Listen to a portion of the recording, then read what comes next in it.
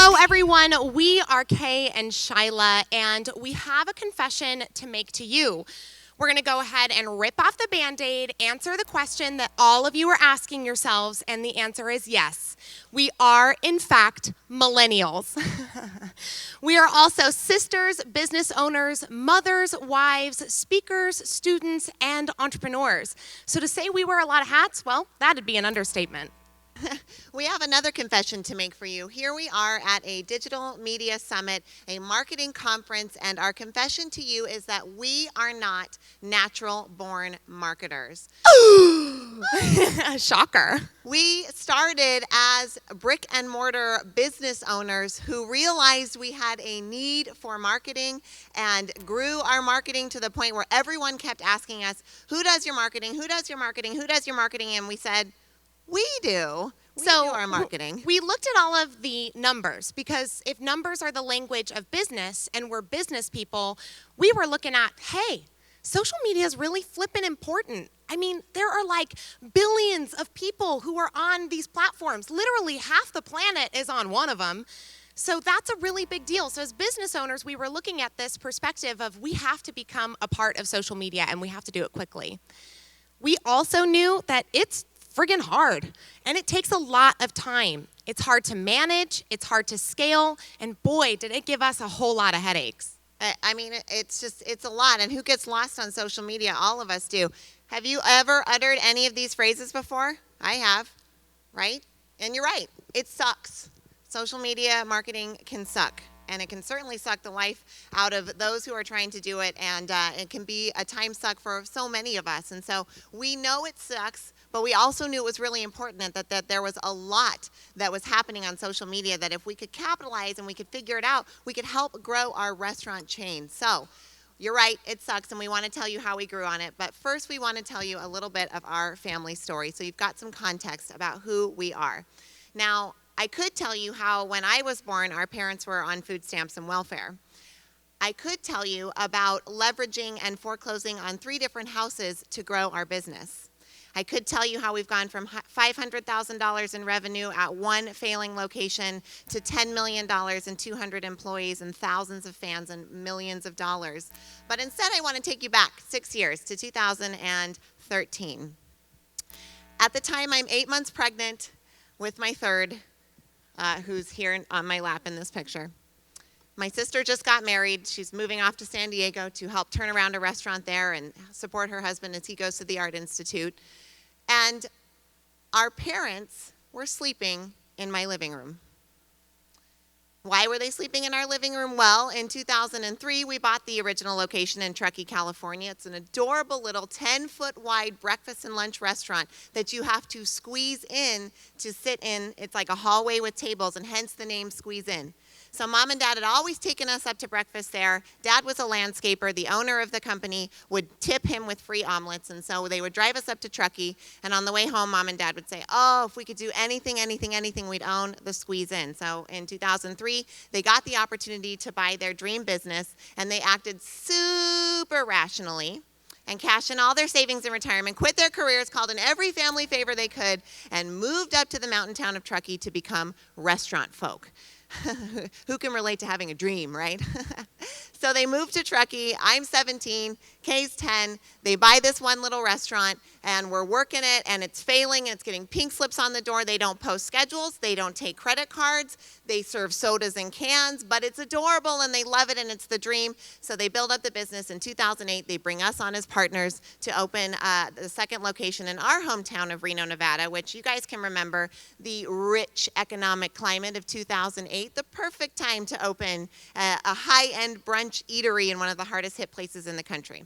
But we did that in 2008. In 2011, we opened location number 3. 2012, we opened location number 4. And now we find ourselves in 2013 with Mom and Dad sleeping in the living room, and I'm pregnant, and we're running out of money, and we have all the trappings of success, and we feel trapped. Now, luckily, something else happened in 2013. Being lifelong learners of personal growth and development, we knew that there were answers out there and that there were resources. So Kay started reading a book by an author, Dr. John C. Maxwell, And she goes, wow, this book is really good, and this could really help us. Mom, have you heard of this author? Have you read this book? And she reads the book. She melts. Oh, my gosh, where has this been? I love it. I love it. And she finds out that John has a team called the John Maxwell team where you can get certified in his leadership principles. So she goes to the conference in 2013, and she comes home, and we're like, uh-oh. Mom joined the cult. She was crazy. I mean, our mom doesn't do anything half. She does everything full in, including retirement, which we are really grateful to have retired her and our dad 3 years ago now. But when she joined the John Maxwell team, something shifted inside her. What the little failing breakfast restaurant needed when we took it over was what she called processes, systems, and efficiencies. The PSE, processes, systems, and efficiencies. But what was missing was something she learned when she joined the John Maxwell organization, which was that P really stood for people. People, systems, and efficiencies were the way to grow and scale a business. So when we really took this focus on people, something else started to happen as well. Not only were the businesses growing, not only were the companies growing, but other people were starting to take notice of how our marketing changed. Because as we heard from Gil this morning, it's all about that relationship building. What happens when you get somebody into they're like, oh, you're going to get into the sales funnel. We're going to get them into the CRM. CRM stands for customer relationship management. It's about managing the relationship. So we managed the relationship with our associates and our employees. And then we managed the relationship with our online following, and other businesses started to take notice. So in 2015, Shila and I, we joined the cult too. And we became a part of the John Maxwell team. When we went to their very first event, we had 2,000 people in a room, all being certified at the same time. And Shila and I, like any self-respecting millennials, get on. We're like, you know what? We need a hashtag. What's the hashtag for this event? And there was nothing. John Maxwell, the world's #1 leadership authority, has 2,000 of his biggest fans in a room, and it was crickets online. So we said to the president of the company at the time, hey, Paul, will you give us the password to your Facebook? Now, y'all are marketers. I'm glad you laughed. That doesn't always get a laugh because you guys know how under lock those things can be. Well, he trusted these two crazy millennials with their social media following, and we're proud to say, from a follower standpoint, John Maxwell went from 750,000 to over 2 million followers on Facebook alone, not even mentioning the Instagram and Twitter presences. And in that process, we were able to help them build a CRM system that managed the relationship with their customers that has now accounted for a little over $90 million worth of sales. So from the restaurant industry to the online presence to the leadership space, it's about the relationship management that you take from step by step. And we've had to figure out how to do that relationship management thing with 11 different brick and mortar locations because we know social media is that important. So let's take a little bit of a look at our timeline. The timeline. Well, it's a little bit small to see here, but you can see in 1974, there's that original location in Truckee, California opens. In 2004, Mom and Dad buy the restaurant. In 2006, they bring us on as partners, and then the locations start popping. And then you get to 2012, right? And then 2013, there's Mom and Dad sleeping in the living room. We've opened 3 locations over 3 years with no bank funding, no debt, no nothing. And we're basically buckling, spend a couple of years in triage here, figuring out our leadership issues and our financial issues, and we start popping back in 2015, and things start taking off from there. Our first franchise deal, we decide, hey, this is a really cool concept. Breakfast is growing. It's 7 hours of operating a day. This is bacon and eggs, baby. No steaks, no wine list, no chef, no shift change. This is a great concept, and every community should have it. So we began franchising, and our first franchise deal wasn't 1 location. It was an 8-unit area development deal in Las Vegas, and we started exploding from there. And now we've got 6 open across 3 different states, and Boise will come on early next year. So we're really excited about the growth. And once we figured out that people portion of it, that's when we really saw the explosion. So we want to share with you how we were able to do that social media-wise so that we can hopefully impart some knowledge with you. So today we're going to share with you 3 steps to scaling your content without sacrificing that engagement piece that was talked about so much this morning. So first up, we're going to talk about step number 1. This is batch or delegate. Now, whether you're creating content from just a brand perspective, or maybe you're doing it from a personal brand perspective, batching is one of those things that can help you big time. Make a list before you get into your batch. The amount of time that we spend writing a window at a restaurant and taking pictures of food can get kind of ridiculous, but it really works. Get extra. It feels weird to be out there and be batching content. It can feel really weird to be in public asking for people to talk about your brand. It can feel weird at the conference to stop somebody and say, hey, will you give me a character reference? But it is really worth it. Get a little extra and get a little weird. And then we want to tell you to embrace the creative thinking. We heard Ja talk about it this morning. Getting a little extra, getting a little creative, last night there was an amazing dessert lineup. I put a spoon under the plate because that's a foodie trick for you. Put the spoon under the plate, it helps angle the plate up. And I've got my light on in portrait mode because hell yeah, I want to post that. I love that. And it's a way to engage with others who love dessert as well. We also want to tell you to delegate, delegate, delegate. You guys know this. This is not new information, but hopefully hearing it again will remind you you can't do it alone. You need a team, and the faster you equip and train your team, the more you can grow. So be clear as what you want, right? John Maxwell, the #1 leadership influencer in the world, tells us for delegating, we want to spend our first 5 to 10% with them, let them do that middle 80%, and then come back in at the end. That's the hardest part for most of us as leaders, and help them finish strong. So delegate, delegate, delegate, follow up, and again, embrace the creative thinking. So let's take a look at what this might look like in action for our restaurant. Now, because there's 11, obviously we can't fly from Texas to Nevada to Southern California all in one day just to batch content. So what we do is spend time in one location batching content for like a half of a year. So if we're in Texas, we visit there 3 times per year, we are going to really batch our content and anticipate the requests that will come in that next 6 months. If we know that National Pancake Day is on September 12th, we are foolish if we're not taking pictures of pancakes in June so that we have content we can use in September. So being really intentional about how we plan. And then speaking of delegate, we found that person, that 19-year-old in each location that loves Instagram and loves TikTok, and said, you've got a title and a badge, and you get to keep your phone on you during work. It's a huge privilege to those who work in the restaurant industry, especially our millennials and our Zs. And we call them the social captain. And they are the captain of catching all of the social content and sending it to us. So we've got different ways that we can delegate and batch as we scaled. 1 location, 2 locations, 3 locations, we could manage that. 4, 5, 6, we still tried, but we weren't very good. And then we were like, ding, ding, ding, we got to make it a microcosm and put it in the location, and thus the social captain was born. Well, what happens with the brick and mortar that a lot of us take for granted is that we think that because a brick and mortar has a brand, that it is that brand. But what happens when you go and you eat at a restaurant is you're going to go and review that restaurant, but you're not reviewing our brand, you're reviewing that location of our restaurant. And therefore, each individual brick and mortar location needed to have its own social media presence. And Shai, you alluded to it just a second ago, but that microcosm finding on social media, so that we're not just saying to anybody and everybody, hey, come check out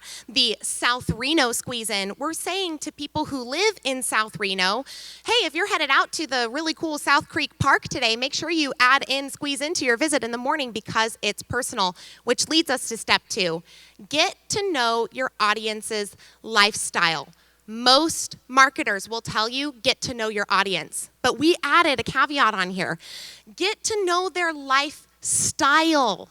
Because if you know how they live their life, you'll know better how you can fit into it.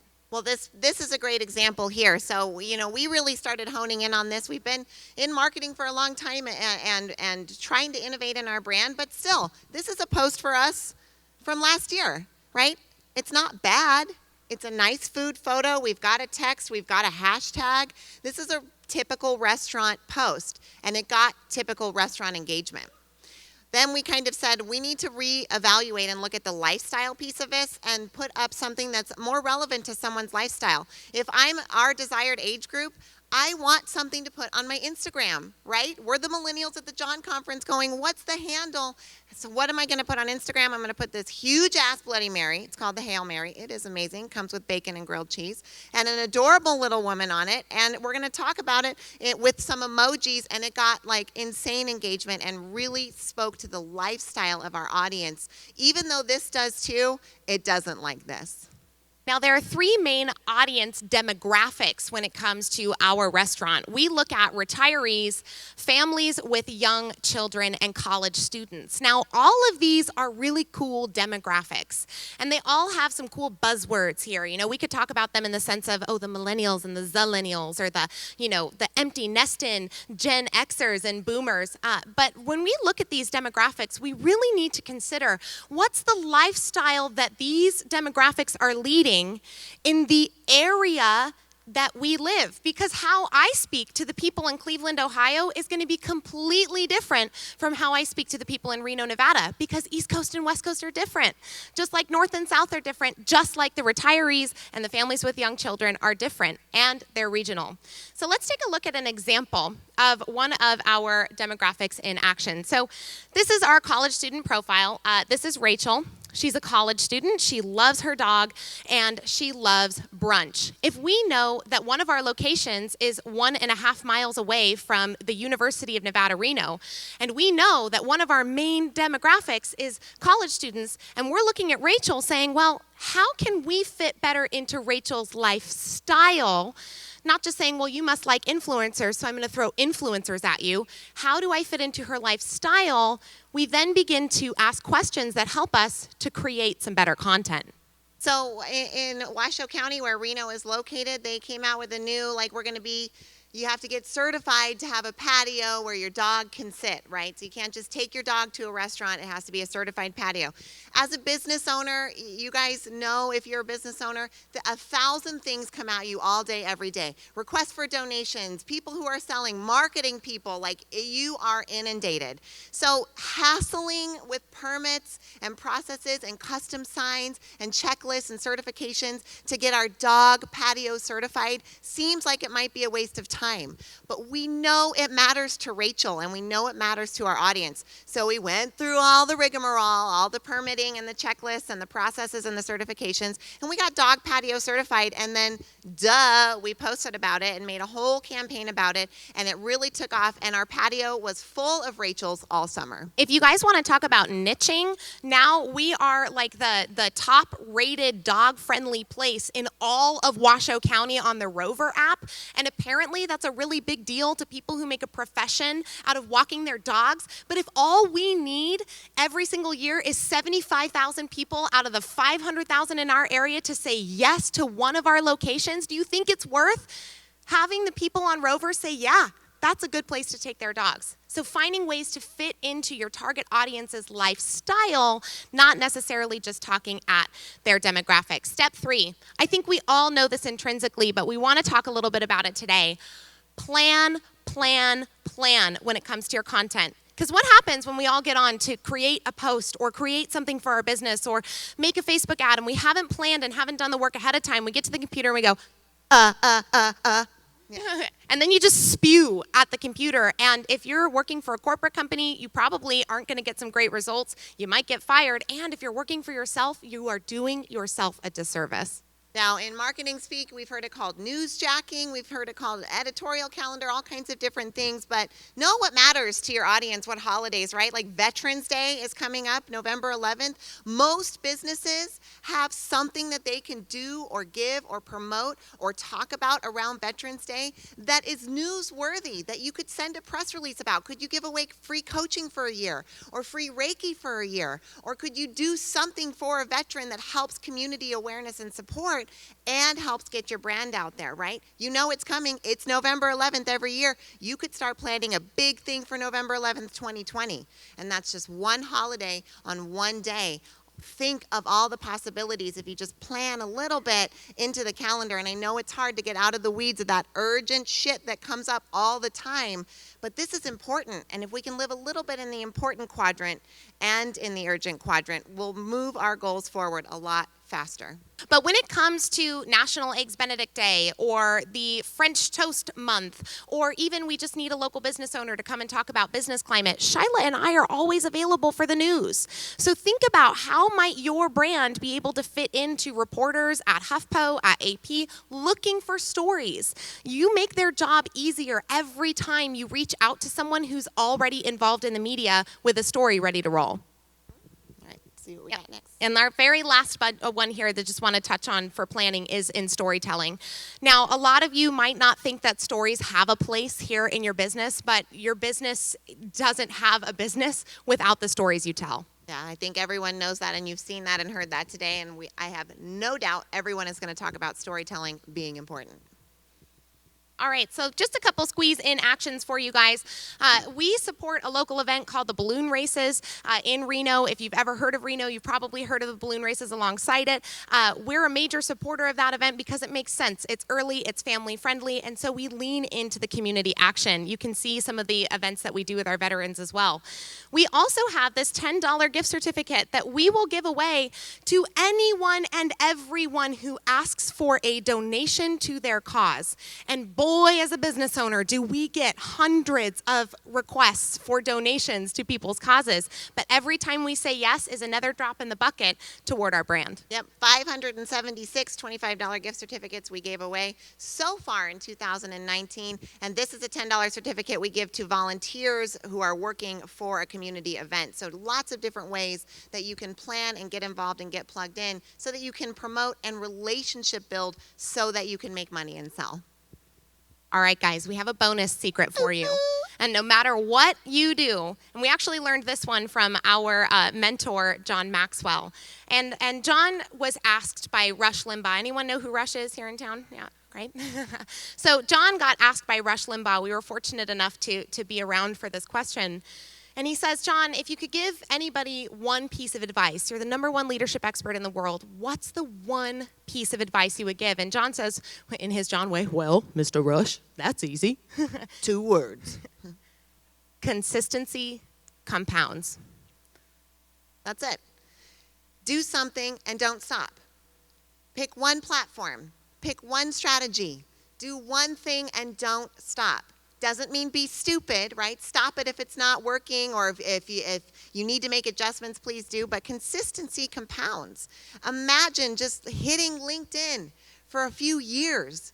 You would be an expert and you would have a following and all this momentum. Consistency compounds. What I love about consistency compounding is that we really found a time where consistency compounded for us.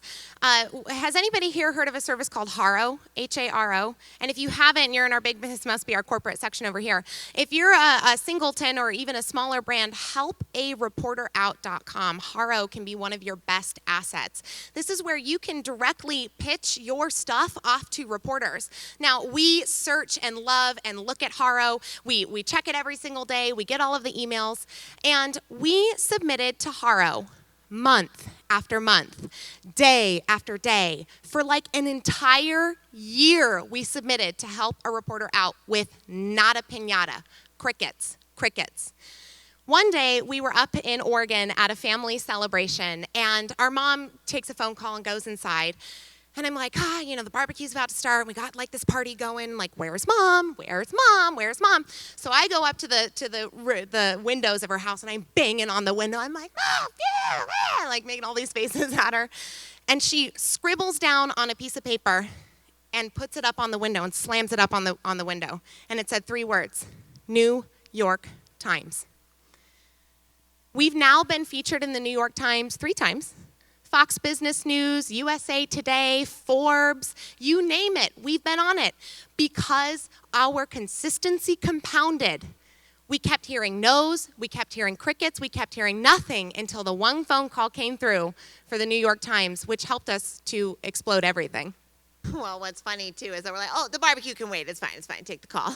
It's all good. New York Times. Well, what's funny is that so Haro, it's reporters submit their queries for what stories they're writing, and then you can submit and say, I'm a gardener who recently planted tomatoes and can tell you about that, but they don't always tell you what the outlet is from. So this one was, are you a small business using social media innovatively?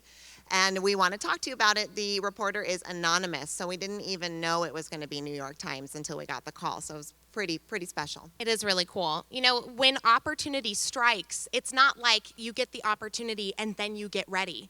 You have to be ready for the opportunity so that when it comes, you're ready to launch and say yes. You know, the other piece of this that is a good consistency piece, I think, let me just make sure we're here. When we got onto the Food Network back in 2010, and when we've helped other restaurants get onto the Food Network as well, the first place we start is with a solid online presence and a solid social media presence. You know why? When the Food Network called us to be on Throwdown with Bobby Flay, they said, we've seen you guys really active on Twitter. And this is 2010, so Twitter was still cool. We've seen you guys really active on social media and online, and there's something really special here, and we want to partner with you. So these opportunities come if you let that consistency compound and get ready for them. Bobby Flay did say that we were the nicest family to ever compete, so that was pretty special. Well, thank you all for joining us today. We're Kay and Shila. Thank you for spending what we consider to be your most precious gift, which is your time with us today. Thank you guys so much.